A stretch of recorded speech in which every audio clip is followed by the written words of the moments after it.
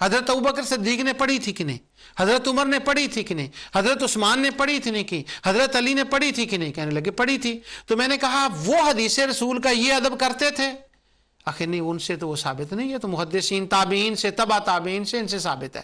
تو میں نے کہا جب قرآن نے نہیں کہا، رسول اللہ صلی اللہ علیہ وسلم نے نہیں کہا، ابو بکر، عمر، حضرت عثمان، حضرت علی، وہ پوری گردان تو اب آپ کو بھی یاد ہو گئی ہوگی، وہ ساری میں نے پڑھ دی۔ میں نے کہا انہوں نے کیوں یہ کام نہیں کیا؟ تو یہ بدعت میں آتا ہے کہ نہیں؟ کلو بیدا۔ جب میں یہ بار بار حدیث پڑھتا تو وہ بیچارے کافی پریشان ہوئے، مجھے کہنے لگے آپ امام مالک کے بارے میں ایسی کیوں بات کرتے ہیں؟ میں نے کہا سبحان اللہ، اولیاء اللہ کے بارے میں جب یہ بات ہو کہ وہ ذکر کریں جمعرات کو، اور قراء کے بارے میں ہو وہ صدق اللہ العظیم کہیں، اس وقت کلو بدع یاد آتی ہے، آپ لکھتے بھی ہیں، فتویٰ بھی دیتے ہیں، پڑھتے بھی ہیں، اور آج امام مالک کی بات آئی تو کیوں نہیں بولتے؟ حدیثوں کو کیوں نہیں پڑھتے؟ کس دلیل سے وہ کر رہے تھے؟ پھر وہ مجھے کہنے لگے نہیں، وَمَن يُعَظِّمْ شَعَائِرَ اللَّهِ۔ تو میں نے کہا یہ وَمَن يُعَظِّمْ شَعَائِرَ اللَّهِ کے تحت کوئی نیا کام کرنا، یہ صرف امام مالک کو اجازت تھی، صرف سعید ابن مسیب کو اجازت تھی، یا اس پر اور بھی عمل پیرا ہو سکتا ہے؟ تو وہ کہنے لگے اب میرے پڑھانے کا وقت ہو گیا، آپ پھر کبھی فون کریں۔ اس کے بعد میری ان سے دوبارہ اس موضوع پر بات نہیں، کسی اور موضوع پر ہوئی، میں آپ کو بتاؤں گا اگلے کسی پروگرام میں۔ اب بھائیو دیکھ لیں، لین کر لیں، یاد کر لیں امام مالک کے یہ قول، سعید ابن مسیب کے یہ قول، یہ کس طرح سے ہیں کہ محدثین کس طرح سے کرتے تھے۔ اب آگے بڑھنے سے پہلے امام مالک ہو گئے، سعید ابن مسیب بھی ہو گئے، دیگر محدثین کا بھی انہوں نے کافی محدثین کا انہوں نے ذکر کیا ہے، ابن عبد البر نے۔ اب اس کے بعد میں آپ کو ایک اور بات بتاتا ہوں، وہ یہ امام بخاری فتح الباری کے اندر، سیر و اعلام النبلاء کے اندر، یہ ساری کتابوں کے اندر جتنی بھی حافظ مزی کی ہو، ابن کثیر کی ہو، یہ سب کے اندر آپ کو جہاں جہاں امام بخاری، لیکن کھل کے ذرا تفسیر کے ساتھ خطیب بغدادی نے بھی ذکر کیا ہے اس کا، حافظ مزی نے بھی کیا اس کا، اور حافظ ابن حجر نے تو کمال کر دی۔ وہ کہتے ہیں کہ امام بخاری جب بھی وہ کوئی حدیث لکھتے تو لکھنے سے پہلے امام بخاری کیا کرتے کہ وہ 2 نفل پڑھتے، ان کی اصل عبارت نکال لوں، وہ میں نے فوٹو کاپی کی تھی، اگر مجھے مل جاتی ہے تو۔ وہ کہتے پہلے اس کو نقل کرتے، وضو کرتے، غسل کرتے، وہ پہلے چھوڑے، بہرحال یہ مشہور واقعہ ہے، قبل غسل کرتے، اور غسل حدیث لکھنے سے پہلے قبل غسل کرتے، اور غسل کے بعد 2 رکعت پڑھتے، اور 2 رکعت پڑھنے کے بعد پھر وہ حدیث لکھتے۔ فتح الباری، تہذیب الکمال، تہذیب التہذیب، سیر و اعلام النبلاء، تہذیب الاسماء واللغہ، امام نووی کی، یہ سارے لوگوں نے اس کے بارے میں یہ روایت کی۔ یارو احرام باندھیں تو 2 نفل پڑھیں ہو جائے بدعت، اور عمرے کی نیت کریں 2 نفل پڑھیں تو ہو جائے بدعت، اور ہو جائے کلو بیدا۔ آج آئیں مرد میدان بنے، امام بخاری کو نکالیں اس مشکل سے جس میں آپ نے ڈالا، ویسے وہ مشکل میں ہے نہیں، نکالیں امام بخاری کو اس مشکل سے۔ حدیث سے پہلے غسل کرنا اور 2 رکعت پڑھنا، پھر حدیث لکھنا، یہ کہاں ہے؟ کس امام نے یہ لکھا؟ کس حدیث میں ہے؟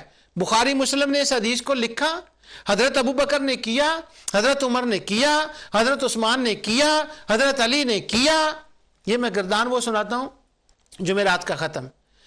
حضرت ابو بکر نے کیا، حضرت عمر نے کیا، حضرت عثمان نے کیا، حضرت علی نے کیا۔ اب تو میری گردان رٹ لیں آپ، لیکن آپ کو سننی تو پڑتی ہوگی ہمسایوں سے، بڑی سننی پڑتی ہوگی، آج مجھ سے بھی وہ سن لیں۔ قبل حدیث لکھنے کے 2 رکعت، اور اس کو ان کی مدح میں امام نووی لکھ رہے ہیں، حافظ مزی ان کی مزح میں لکھ رہے ہیں، مدح میں لکھ رہے ہیں، اور علامہ ذہبی ان کی مدح میں لکھ رہے ہیں، یہ سارے ان کی مدح میں کہ یہ تاریخ میں بڑا اچھا کام کرتے تھے، بڑا اچھا کام کرتے تھے حدیث لکھنے۔ آپ کتنا غسل کرتے ہیں، کتنی رکعتیں پڑھتے ہیں آپ اس سے پہلے؟ یہ 201 کی بات ہے، 2001 کی۔ اللہ تعالیٰ نے مجھے توفیق بخشی، میں حرمین کی حاضری کے لیے گیا، وہاں پر شیخ غسان ایک عالم تھے، مسجد نبی شریف کے اندر وہ درس دیتے تو اس سے کئی ملاقاتیں ہوئی اور میں نے ان سے کافی مسئلے پوچھے. شیخ سدیس سے جو میں نے پوچھے وہ بھی میں آگے چل کر وہ بدعہ کے موضوع پر تھے، وہ بھی میں آپ کو بتاؤں گا، کوئی شرک کی باتیں بھی تھیں. میں ان کے پاس صبح کی نماز کے بعد بیٹھ گیا شیخ غسان کے پاس. وہ فارغ ہوئے تو میں نے کہا جی میں نے ایک چھوٹا سا مسئلہ پوچھنا ہے. کہنے لگے کیا؟ میں نے کہا جو کام اللہ تعالیٰ نے حکم نہ دیا ہو، رسول اللہ صلی اللہ علیہ وسلم نے نہ کیا ہو، حضرت ابو بکر، حضرت عمر، حضرت عثمان، حضرت علی نے نہ کیا ہو اور صحابہ کا اس پر اجماع نہ ہوا ہو، وہ کام کرنا کیسا؟ کہنے لگے بدعت. میں نے کہا کرنے والا؟ کہنے لگے بدعتی. میں نے کہا کوئی جنت میں اس کے جانے کا کوئی راستہ کسی چھوٹی سی ونڈو سے، کسی چھوٹے دروازے سے، کسی؟ کہنے لگے قطعاً نہیں. جب فنار کا لفظ حدیث میں آ گیا تو سوال ہی پیدا نہیں ہوتا. تو میں نے فتح الباری کی یہ فوٹو کاپی کی ہوئی تھی، یہ میری جیب میں تھی، میں نے نکال لی اور میں نے آگے رکھ دی. میں نے کہا امام بخاری غسل کریں اور 2 رکعت پڑھیں پھر حدیث لکھیں. بخاری بھی کسی نکے سے دروازے سے جنت میں جائیں گے کہ نہیں؟ کسی دروازے، کسی چھوٹی سی وہ کیا کہتے ہیں چھوٹی ونڈو سے کسی طرف سے جائیں گے اندر؟ کیا ہوگا امام بخاری کا؟ وہ کافی پریشان ہوئے. وہ مجھے کہنے لگے میں آپ کو ایک مسئلہ بتاؤں. میں نے کہا جی ضرور بتائیں. مجھے کہنے لگے آپ نے حدیث کو پڑھا ہے؟ میں نے کہا تھوڑا بہت. کہنے لگے کتاب الصلاۃ پڑھی؟ میں نے کہا تھوڑا بہت، اتنا زیادہ تو میں عالم تو نہیں ہوں لیکن کچھ تھوڑا. وہ کہنے لگے آپ کو پتہ ہے استخارہ کرنا 2 رکعت نفل پڑھے جاتے ہیں استخارے کے لیے؟ میں نے کہا جی ہاں. پڑھے ہیں کبھی؟ میں نے کہا جی. تو وہ کہنے لگے اگر استخارہ کے مسئلے کو تم جانتے ہوتے تو فتح الباری فوٹو کر کے کاپی میرے سامنے نہ لاتے. یہ تو استخارہ تھا جو امام بخاری کر رہے تھے. میں نے کہا جی سمجھ آ گیا مسئلہ اب تو. کہنے لگے آپ بتائیں بخاری جنت میں جائیں گے؟ میں نے کہا الحمدللہ وہ تو ہمارا پہلے بھی یقین ہے. انہوں نے مجھے یہ مسئلہ سمجھایا. میں نے پھر دوبارہ فتح الباری نکالی. میں نے کہا جی بات یہ میں بات سمجھ نہیں سکا آپ کی. نماز استخارہ تو وہ ہوتی ہے کہ آپ نے کوئی کام کرنا ہے اور کام کرنے کے بعد آپ اللہ کے حضور دعا کرتے ہیں کہ یا رب العالمین یہ کام میں کروں کہ نہ کروں. وہ اپنے رب سے بندہ مشورہ کرتا ہے. تو کیا یہ جو 2 رکعت امام بخاری پڑھتے تھے وہ رب سے مشورہ کرتے تھے اللہ تعالیٰ کی ذات سے کہ میں یہ حدیث لکھوں کہ نہ لکھوں؟ حدیث لکھنا تو پہلے ہی ثواب کا کام ہے. یہ تو وہ بات تو نہیں تھی کہ غیب سے اس کا تعلق ہے. وہ حدیثیں تو ان کے پاس تھیں، وہ تو ایک کتابی صورت میں لانا چاہتے تھے اور وہ جو کتابی صورت میں لانا چاہتے اس پر استخارے کی ضرورت تھی. اور اس کے پہلے غسل بھی کرنا استخارے کی نماز سے پہلے، اس کا کیا ثبوت ہے؟ تو وہ کہنے لگے نہیں. میں نے کہا استخارہ. پھر وہ آ گئے اس بات پر کہ استخارہ تو اور ہوتا ہے اور امام بخاری کی 2 رکعتیں استخارہ نہیں کوئی اور ہیں. اس کے ساتھ تو غسل کا بھی مسئلہ سارا پڑا ہوا ہے. تو میں نے کہا یہ کہاں؟ کافی میں نے اس کو زور دیا. پھر وہ کافی شیخ غسان پریشان ہوئے. وہ ناراض بھی مجھ سے تھوڑے سے ہونے لگے. کہنے لگے تم جاہل آدمی ہو. ٹھیک ہے کوئی بات نہیں، بہت سے لوگوں کو لوگ جاہل کہتے ہیں، اس میں کیا فرق پڑتا ہے. تو امام بخاری نے یہ نیا کام کیا. اب میں دوسرا آپ کو بتاتا ہوں. نبی کریم صلی اللہ علیہ وسلم کی قبر انور کے پاس امام بخاری بیٹھے اور حضور کی قبر انور کے پاس بیٹھ کر انہوں نے حدیث کو لکھا. دلیل کہاں ہے؟ حضرت ابو بکر صدیق رضی اللہ تعالی عنہ نے، حضرت ابو بکر نے، حضرت عمر نے، حضرت عثمان نے یہ کیا کہ غسل کریں اور پھر حدیث پڑھیں. یہ تو نہیں انہوں نے کیا. تو یہ کہاں سے آ گیا؟ لہٰذا معلوم ہوا کہ اگر آپ اس طرح سے میرے دوستوں، میرے بھائیوں، بچوں، اگر اس طرح سے بدعت کو تم نے لانگ کر دیا کہ کار خیر کے کاموں کو بدعت کہنے لگے اور تو اور رہ گیا اس مسئلے میں، تو آپ نے امام بخاری کو بھی دھکیل دیا، اس کو بھی نہیں چھڑا سکتے. اور امام بخاری کیا کرتے؟ فتح الباری اور اس میں حافظ مزی نے، حافظ سیر و علامہ نبلا میں علامہ ذہبی نے، وہ لکھتے ہیں کہ رمضان کی راتوں میں امام بخاری کیا کرتے؟ تراویح نماز پڑھاتے اپنے ساتھیوں کو، گھر والوں کو اکٹھا کر لیتے اور ہر رکعت میں 20 آیتیں پڑھتے. اس طرح نوافل کے اندر وہ سحری تک جاتے اور قرآن کو 3 حصوں میں اس طرح سے وہ ختم کرتے اور پھر رمضان میں ہر روز ایک قرآن ختم کرتے.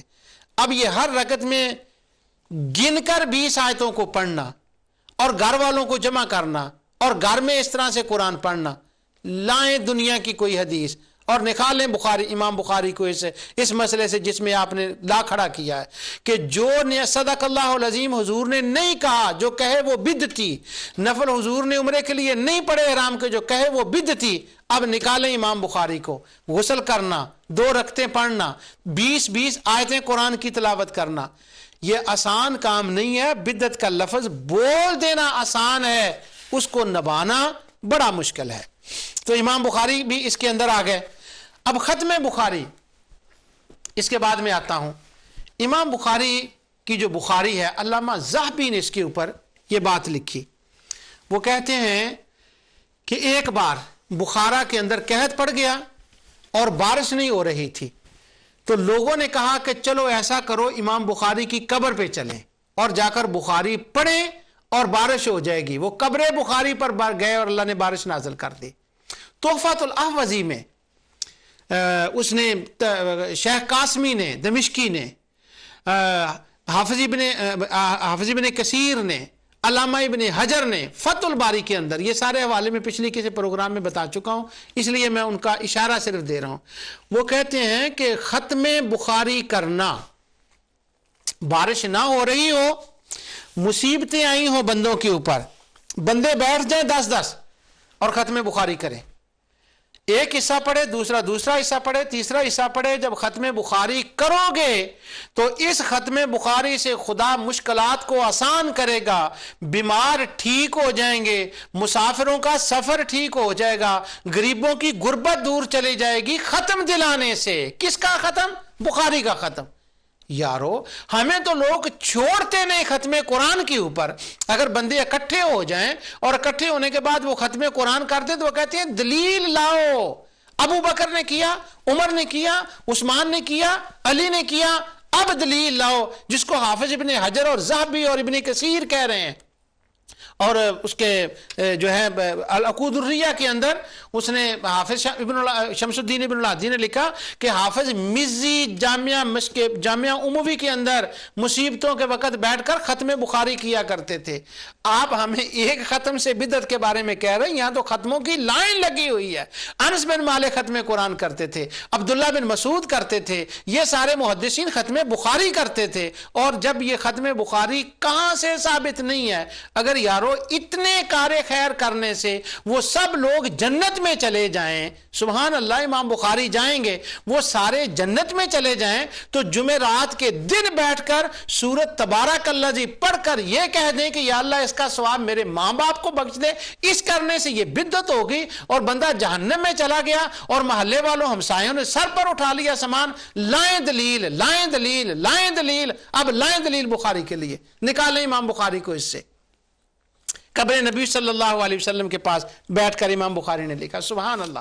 ہمیں کہتے ہیں وہ قبروں کے پاس نہیں، وہ آپ کا ٹھیک نہیں، جانا نہ جایا کرے، وہ قبروں کے پاس ادھر نہیں جانا، یہ نہیں جانا، وہ نہیں جانا، یہ ہمیں باتیں بتائی جاتی ہیں، تو آپ بتائیں اس کے لیے۔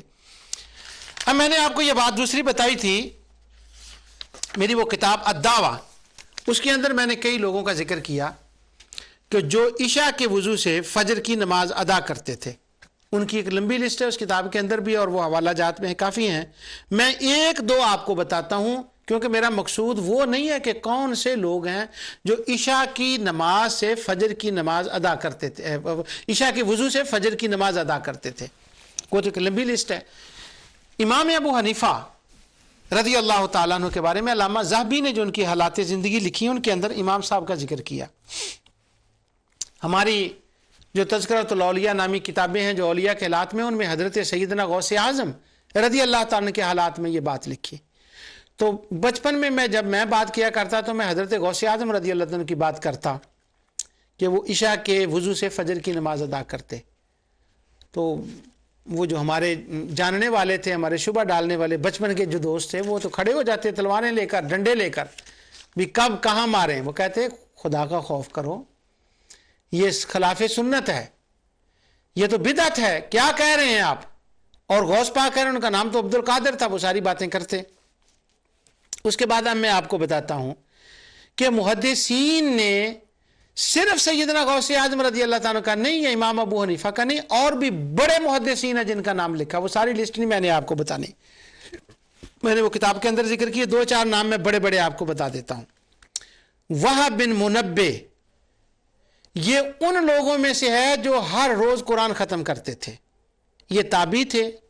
ان کا وصال 114 میں ہوا. زاہد علم تھا، عالم تھے. اور جو اسرائیلی روایات ہماری تفاسیر کے اندر آتی ہیں ان میں سے کافی روایات کے یہ راوی ہیں. ان کے بھائی تھے حمام ابن منبے، اور یہ 4 بھائی تھے. چاروں کا ساری جر و تعدیل کی کتابوں میں ذکر آتا ہے. حمام ابن منبے ان کے بھائی تھے. وہ حضرت ابو ہریرہ کے شاگرد تھے، اور انہوں نے جو حضرت ابو ہریرہ سے حدیثیں سنی تھیں انہوں نے لکھی تھیں. اب وہ جو حمام ابن منبے کا صحیفہ حمام ابن منبے اس کو کہتے ہیں، وہ احادیث ہیں وہ الگ سے شائع ہو گئی. اس کا کئی زبانوں میں کتاب میں اس کا ترجمہ بھی ہو گیا. حمام ابن منبے کا جو ان کے بھائی تھے. یہ وہب ابن منبے یہ عشاء کے وقت وضو فرماتے، فجر سے اسی وضو کے ساتھ یہ کرتے، نماز ادا کرتے عشاء سے. یزید بن ہارون واسطی بہت بڑے محدث ہوئے ہیں. ان کا بھی یہی ہے کہ وہ وضو عشاء کے سے وہ کرتے اور صبح کی نماز. یہ تذکرۃ الحفاظ میں ساری آپ کو حوالے ہیں سیر اعلام النبلا میں.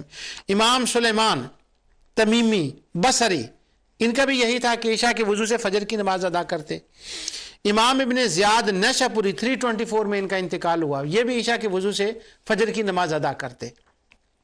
اب عشاء کے وضو سے فجر کی نماز ادا کرنا ظاہر ہے ہمارے دوستوں کے اعتبار سے تو وہ بدعت ہی بنے گا نا.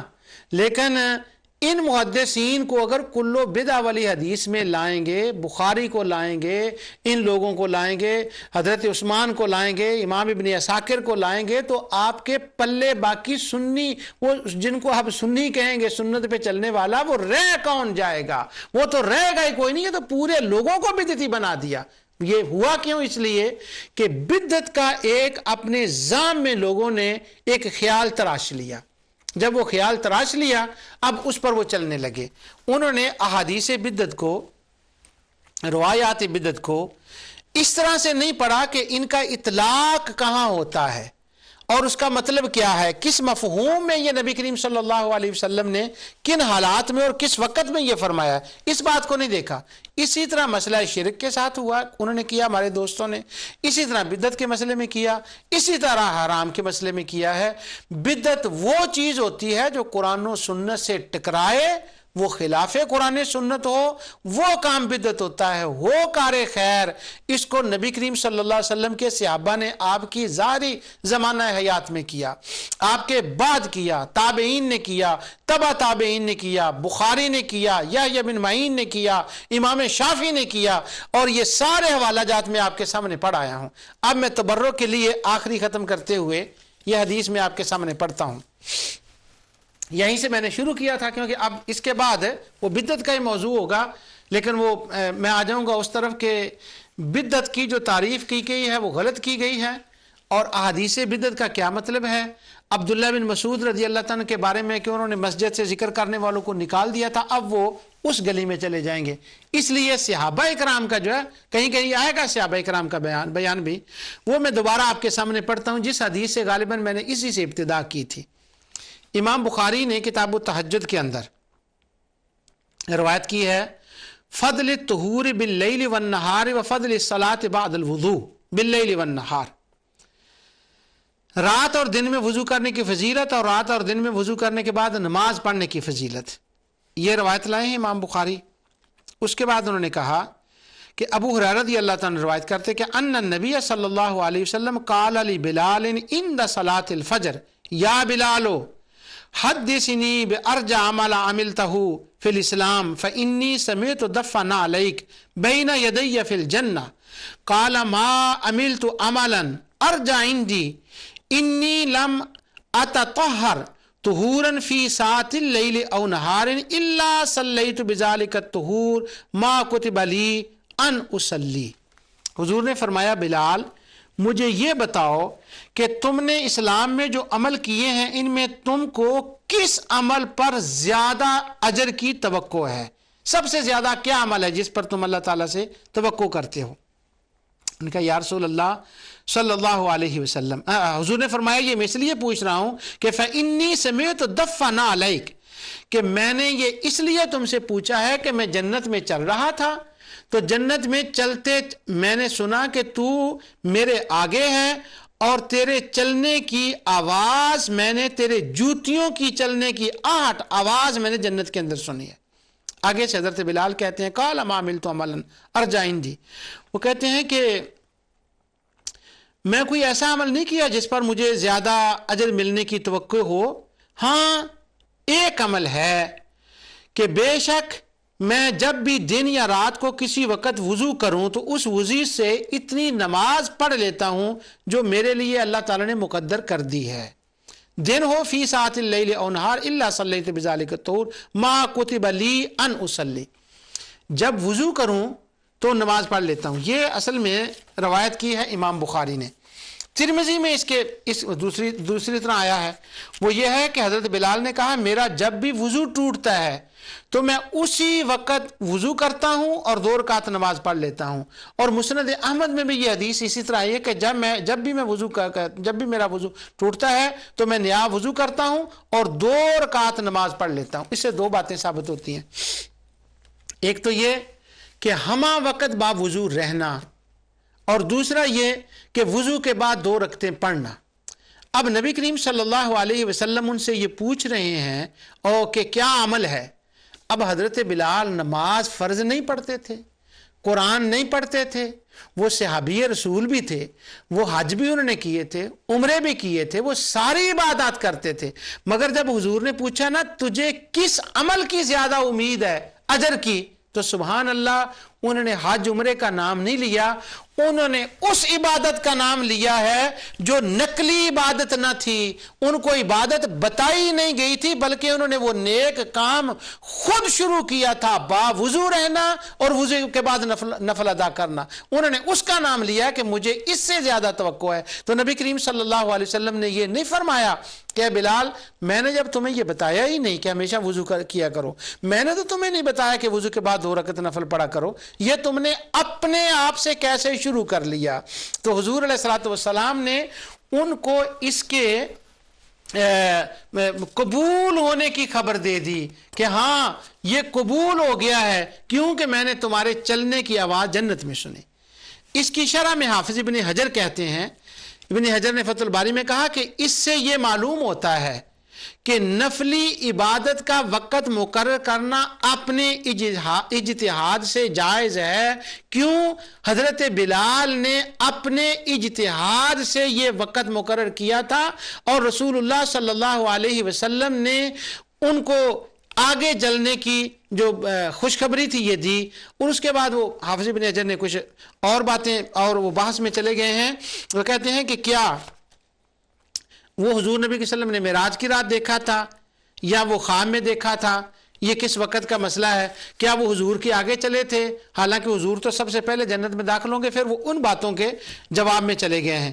اور اس حدیث سے یہ بھی ثابت ہوتا ہے، یہ حافظ ابن حجر کی ہے کہ انہوں نے یہ بھی کہا کہ اس سے فوائد انہوں نے لکھے ہیں کہ اس کا مطلب وہ ہمیشہ باوضو رہنا یہ مستحب ہے اور اس کی جزا جنت ہے، اور وہ حضرت بلال سے یہ ثابت ہوتا ہے۔ اور امام بہقی کی وہ ایک روایت شعب الایمان سے نقل کرتے ہیں کہ جو بندہ باوضو ہو کر سوئے رات کو اس کی روح کو عرش کے نیچے سجدہ کرنے کی اجازت ملتی ہے۔ اب وہ یہ تو باتیں ہوئی اپنی جگہ پر۔ اب میں نے جو اس سے استشہاد کر رہا ہوں وہ یہ ہے کہ نبی کریم صلی اللہ علیہ وسلم کا اسوہ حسنہ کیا ہوا۔ لقد کان لکم فی رسول اللہ اسوۃ حسنہ، حضور صلی اللہ علیہ وسلم کا اسوہ حسنہ کیا ہوا؟ تو حضور صلی اللہ علیہ وسلم کا اسوہ حسنہ یہ ہوا کہ اگر کوئی بندہ اچھا کام کرے اور وہ کام ہو نیا، تو وہ نیا کام صرف نئے ہونے کی وجہ سے وہ حرام نہیں ہوگا، نئے ہونے کی وجہ سے وہ بدعت نہیں بن جائے گا، بلکہ اس کو یہ دیکھا جائے گا کہ یہ کام شرع کے خلاف ہے، اسلام کے خلاف ہے، حکم کے خلاف ہے، اس میں مشکلات پڑ رہی ہیں، لوگوں کی مشکلات آ رہی ہیں، پھر وہ کام منع ہوگا۔ پچھلی بار بھی میں نے حضرت بلال رضی اللہ تعالیٰ کی حدیث کے ساتھ میں نے اس کا ذکر کیا تھا، امام بخاری نے کتاب الاعتصام کے اندر اس کا ذکر کیا وہ کہتے ہیں کہ نبی کریم صلی اللہ علیہ وسلم کو جب ان لوگوں کی خبر پہنچی کہ ایک نے کہا میں نکاح نہیں کروں گا، اب حکم قرآن ہے، اور نبی کریم صلی اللہ علیہ وسلم کے سامنے جب اس کا ذکر آ گیا کہ نکاح نہیں کروں گا، اب اگر نبی کریم صلی اللہ علیہ وسلم اس کی تصدیق فرماتے تھے تو وہ سنت کی صورت اختیار کر لیتا، آپ نے اس کو منع کر دیا۔ کیونکہ اگر کوئی بندہ ویسے نکاح نہ کرے، کسی مجبوری کی وجہ سے وہ نکاح نہ کرے، اگرچہ قرآن میں حکم ہے، اگرچہ سنت رسول اللہ صلی اللہ علیہ وسلم ہے، پر اس کے باوجود اگر وہ نکاح نہ کرے تو وہ افضل کے تو خلاف ہوگا، مگر اس کو بدعتی نہیں کہیں گے۔ اگر بدعتی کہنا ہے تو آؤ میں بتاتا ہوں، 2 بندے آپ کو میں بتا دیتا ہوں، آپ ان کو کہہ لیں، بدعتی کہہ لیں، خلاف سنت کہہ لیں، کوئی بھی ان کو نام دے دے تو میں 2 بندے آپ کو بتا دیتا ہوں کہ جو 2 بندے تھے انہوں نے نکاح نہیں کیا۔ ایک امام بخاری نے شادی نہیں کی، جتنے امام بخاری کے تذکرہ لکھنے والے ہیں انہوں نے شادی نہیں کی۔ علامہ ذہبی نے سیر و اعلام النبلاء کے اندر ان کی لونڈی کے حالات کا ذکر کیا، مگر شادی کا نہیں، اولاد کا نہیں۔ امام بخاری نے شادی نہیں کی۔ پاکستان کے اندر ایک بڑے عالم خارجی ہیں، میں پاکستان میں گیا تو ان سے یہ بات ہوئی، میں نے کہا امام بخاری کا شادی نہ کرنا یہ بدعت بنتا ہے کہ نہیں؟ شادی کرنا سنت اور سنت کے خلاف کام کرنا بدعت۔ کہنے لگے بالکل ٹھیک۔ میں نے کہا امام بخاری کہاں جائیں گے، کس کھاتے میں رکھیں گے؟ کیونکہ ان کی لونڈی تھی، وہ میں نے پہلے بتا دیا تھا، اب وہ میڈیکل ریزن تو بتا نہیں سکتے تھے۔ تو شادی نہیں کی امام بخاری نے، سنت ہے شادی کرنی، 2 رکعتیں پڑھی ہیں حدیث لکھنے سے پہلے، غسل کیا ہے۔ ایسے کاموں سے، بدعت کی اتنی رٹ لگانے سے کہاں جائیں گے؟ وہ رات کو انہوں نے رمضان میں 1 قرآن ختم کیا ہے، 20 آیتیں پڑھی ہیں، اور کئی قرآن انہوں نے ختم کیے ہیں، وہ کسی نے نہیں کیے، کہاں لے جائیں گے امام بخاری کو؟ لیکن امام بخاری نے وہ کیا۔ دوسرا بندہ جس نے شادی نہیں کی، لگا دیں اس پر بھی فتویٰ، ہمیں تو کوئی اعتراض نہیں، وہ سنت کے خلاف بدعت کہہ دیں۔ حافظ ابن تیمیہ نے شادی نہیں کی، حافظ ابن تیمیہ کی شادی نہیں ہوئی، تو شادی کرنا تو سنت ہے، تو پھر کیا بنا؟ اب بدعت کا مسئلہ کیا ہوگا؟ یہاں آپ ایک 11ویں اور ایک ختم اور میلاد کو لے کر بیٹھے ہیں، یہاں تو لائن لگی ہوئی ہے۔ تو میں نے ان دروس کے اندر اللہ تعالیٰ کی رحمت اور اس کی عنایت سے یہ آپ کے سامنے صحابہ کرام کے احوال، تابعین کے، تبع تابعین کے احوال کو بیان کیا۔ انہوں نے نئے کار خیر کو شروع کیا، اور قرآن میں اللہ تعالیٰ نے نئے کار خیر کو شروع کرنے والوں کو، ہوں صالحین، ہو اشاعت اسلام، نیت نیک ہو، ان کو اجر کی خبر دی ہے۔ اور صحابہ کرام نے اسی قرآن کی روشنی میں، اسی رسول اللہ صلی اللہ علیہ وسلم کی روشنی میں، صحابہ نے، تابعین نے، تبع تابعین نے ختم بھی کیے ہیں، ختم قرآن بھی کیے ہیں، محفلیں بھی نہیں کی ہیں، یوم عرفہ بھی منائے ہیں، امام احمد بن حنبل نے ان کی کنفرمیشن کی ہے۔ جو کچھ میں نے کہا اللہ تعالیٰ اپنے حبیب علیہ السلام کے صدقے سے اس کو قبول فرمائے۔ وما علیہ الا البلاغ۔